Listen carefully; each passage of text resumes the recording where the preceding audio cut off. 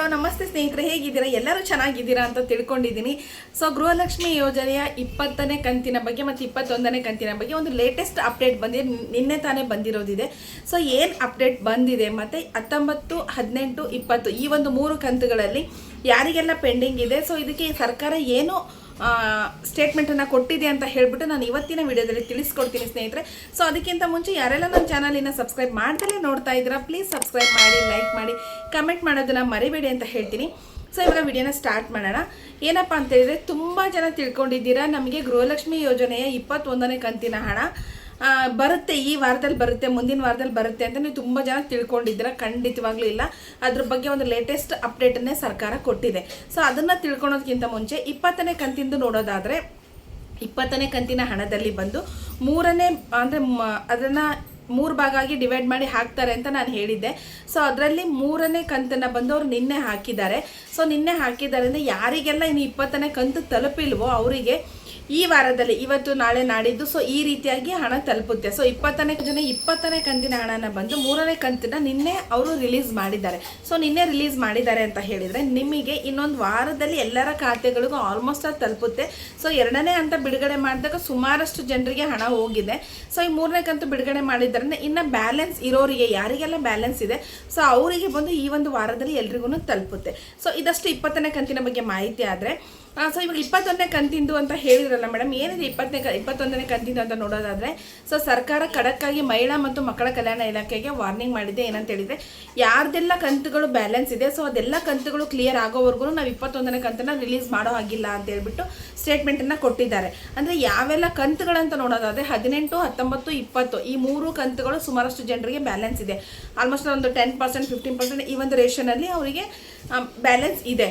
So ಅದನ್ನು clear ಆಗಬೇಕು. Pending ಹಣ ಎಲ್ಲನೂ ಕ್ಲಿಯರ್ ಆಗೋವರೆಗೂ ನಿಮಗೆ, ಇವಾಗ ಪೆಂಡಿಂಗ್ ಹಣ ಎಲ್ಲ ಕ್ಲಿಯರ್ ಆಗೋವರೆಗೂ ನಿಮಗೆ 21ನೇ ಕಂತಿನ ಹಣ ಬರೋದಿಲ್ಲ. ಸೊ ಯಾರಾದರೂ ನಮಗೆ 21ನೇ ಕಂತಿನ ಹಣ ಈ ವೀಕಲ್ಲಿ ಬರುತ್ತೆ, ನೆಕ್ಸ್ಟ್ ವೀಕಲ್ಲಿ ಬರುತ್ತೆ ಅಂತ ಹೇಳಿದ್ರೆ ಖಂಡಿತ ಅದು ಫೇಕ್ ನ್ಯೂಸ್ ಇದೆ.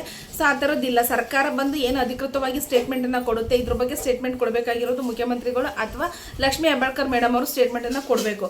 ಅದರ್ವೈಸ್ ಯಾರಾದರೂ ಇವತ್ತು ರಿಲೀಸ್ ಆಗ್ತಾ ಇದೆ, ನಾಳೆ ರಿಲೀಸ್ ಆಗ್ತಾ ಇದೆ ಅಂತ ಖಂಡಿತವಾಗ್ಲೂ ಇಲ್ಲ. ರಿಲೀಸ್ ಆಗಿ ನಿಮ್ಮ ಅಕೌಂಟಿಗೆ ಹಣ ಬಂತಂದರೆ ಸೊ ನಮಗೆ ಗೊತ್ತಾದೇ ಆಗುತ್ತೆ, ನಮ್ಮ ಚಾನಲಲ್ಲಿ ನಾವು ಹೇಳ್ತೀವಿ. ಬಟ್ ಇಲ್ಲಿ ಏನಾಗಿದೆ ಅಂತ ಹೇಳಿದರೆ, ಸುಮಾರಷ್ಟು ಜನ ಇವತ್ತು ಇಷ್ಟು ಡಿಸ್ಟಿಕ್ಕು, ನಾಳೆ ಅಷ್ಟು ಡಿಸ್ಟಿಕ್ ಅಂತ ಹೇಳ್ತಿದ್ದಾರೆ. ಖಂಡಿತವಾಗ್ಲೂ ಇಲ್ಲ. ಆಮೇಲೆ ದಿನ ರಿಲೀಸ್ ಮಾಡೋಕೆ ಅದು ಸರ್ಕಾರ ಆ ಥರ ಎಲ್ಲ ಹಾಕ್ಲಿಕ್ಕಾಗಲ್ಲ. ಇದು ಒಂದೇ ಕೆಲಸನ, ಗೃಹಲಕ್ಷ್ಮಿ ಒಂದೇನೇ ಇರೋದು. ಸರ್ಕಾರ 5 ಗ್ಯಾರಂಟಿ ಯೋಜನೆಗಳನ್ನು ಕೊಟ್ಟಿದೆ. ಅದರಲ್ಲಿ ಗೃಹಲಕ್ಷ್ಮಿ ಒಂದೇ ಇಟ್ಕೊಂಡು ಇವತ್ತೊಂದು 4 ಡಿಸ್ಟಿಕ್ಕು, ನಾಳೆ ಒಂದು 4 ಡಿಸ್ಟಿಕ್ಕು, ನಾಡಿದ್ದೊಂದು 4 ಡಿಸ್ಟಿಕ್ ಅಂತ ಖಂಡಿತವಾಗ್ಲೂ ಕೊಡೋಕ್ಕಾಗೋದಿಲ್ಲ. ಅವ್ರು ಕೊಡೋದೇ 3 ಹಂತದಲ್ಲಿ ಚೆಕ್ಕನ್ನು ರಿಲೀಸ್ ಮಾಡ್ತಾರೆ.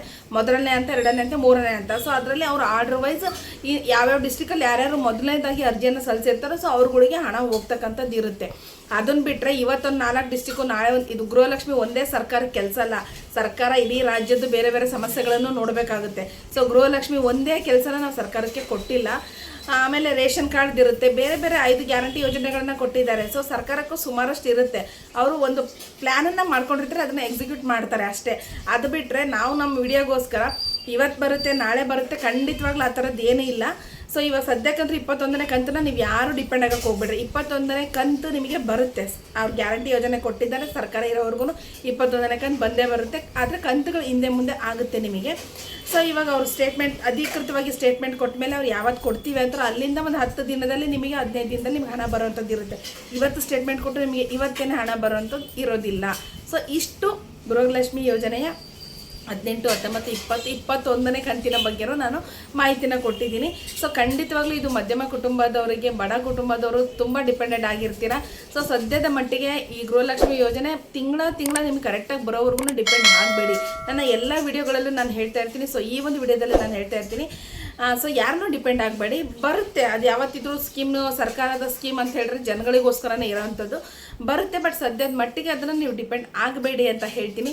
ಹೋಪ್ ಇವತ್ತಿನ ಈ ಒಂದು ವಿಡಿಯೋ ನಿಮಗೆಲ್ಲರಿಗೂ ಇಷ್ಟ ಆಗಿದೆ ಅಂತ ತಿಳ್ಕೊತೀನಿ. ಇಷ್ಟ ಆಗಿತ್ತು ಅಂತ ಹೇಳಿದ್ರೆ ನನ್ನ ಚಾನಲ್ ಸಬ್ಸ್ಕ್ರೈಬ್ ಮಾಡಿ, ಫಾಲೋ ಮಾಡೋದನ್ನ ಮರಿಬೇಡಿ ಅಂತ ಹೇಳ್ತೀನಿ. ಥ್ಯಾಂಕ್ ಯು ಎಲ್ಲರಿಗೂ.